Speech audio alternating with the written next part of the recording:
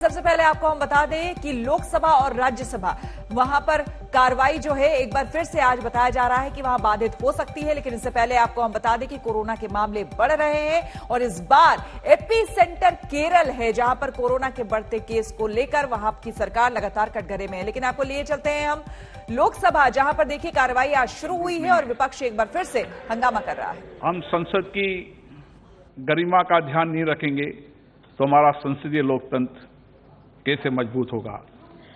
मेरी कोशिश होती है कि सभी सदस्यों को अपने विषय रखने का पर्याप्त समय दूं, पर्याप्त अवसर दूं और उनको यथोचित सम्मान भी दूं और उनका सम्मान रहे, ये मेरी जिम्मेदारी है।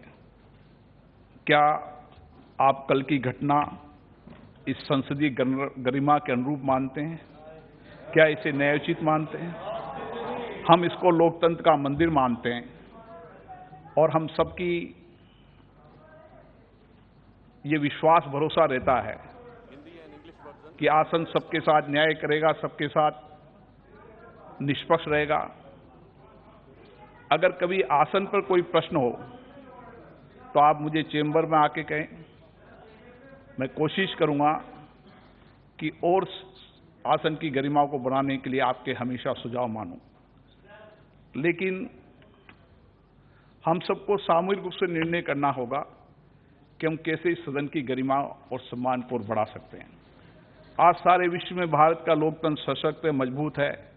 हम विश्व के कई देशों में कहते हैं कि भारत में लोकतंत्र पारदर्शिता भी है, जवाबदेही भी है। ये सदन जनता के प्रति जवाबदेही भी रहता है।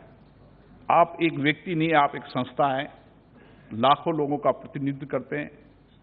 उनकी अपेक्षाओं, उनको भावनाओं को सदन में रखते हैं ताकि उनके अभाव को दूर कर सके। मैं पुनः आपसे आग्रह करूंगा कि अगर आप उचित समझते हैं तो हम किस तरह मिलकर इस सदन की गरिमा को बढ़ा सकते हैं, इसका हमें सामूहिक प्रयास करना चाहिए। और मैं आपसे एक बात और कहना चाहता हूं, कि लगातार माननीय सदस्य घटनाओं की पुनरावृत्ति कर रहे हैं। मैं ऐसे माननीय सदस्यों का आग्रह करता हूं कि लगातार ऐसी घटनाएं जो संसदीय परंपराओं के अनुरूप नहीं है, उन घटना की पुनरावृत्ति न करें। अगर ऐसी घटनाओं की पुनरावृत्ति होगी तो मैं आपका सहयोग चाहता हूं। ऐसे सदस्यों के खिलाफ मुझे सख्त कार्रवाई करनी पड़ेगी ताकि हम संसद की मर्यादा को बनाए रखें। सर, सदन जानते हैं कि सर इस आसन की एक चेयर की गरिमा बनाए रखने के लिए सारे अपोजिशन पार्टी शुरू के दिन से मशक्कत कर रहे हैं, सहयोग कर रहे हैं। एक मिनट, इसी के बदौलत आप बाहर या अंदर, हिंदुस्तान या हिंदुस्तान के बाहर सारे मीडिया वालों को हर वक्त ये कहते हैं कि हमारे पार्लियामेंट की प्रोडक्टिविटी इतना है।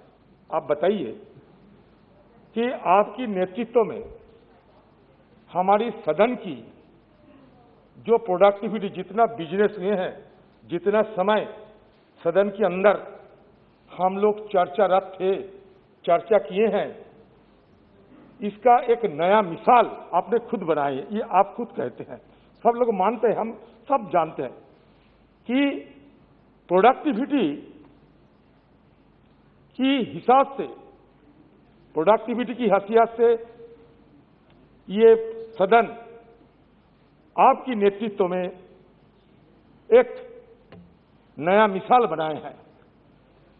सर, आप देख रहे हैं कि ये सरकार की जिद्दीबाजी से, आप कल की सदन के अंदर, कल की घटना पे कहें आप। हाँ सर, सरकार की जिद्दीबाजी से सदन के अंदर हम अपना बात नहीं रख पाते हैं। एक मिनट सर, मैं एक कानूनी बात करते हैं सर।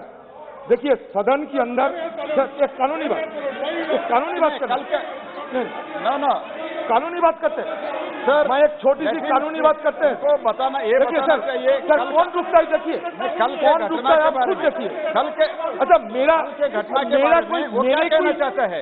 इतना बड़ा बंडल, पेपर का बंडल शेर के ऊपर फेंकता है, इधर हमारे ऊपर फेंका है, इसके मीडिया के ऊपर फेंका है। ये क्या ये सही है गलत है? बाकी चीज का डिस्कशन बीएससी में जो हुआ है हम बात करेंगे, हम चर्चा करने के लिए तैयार है। एक तरीका है क्या?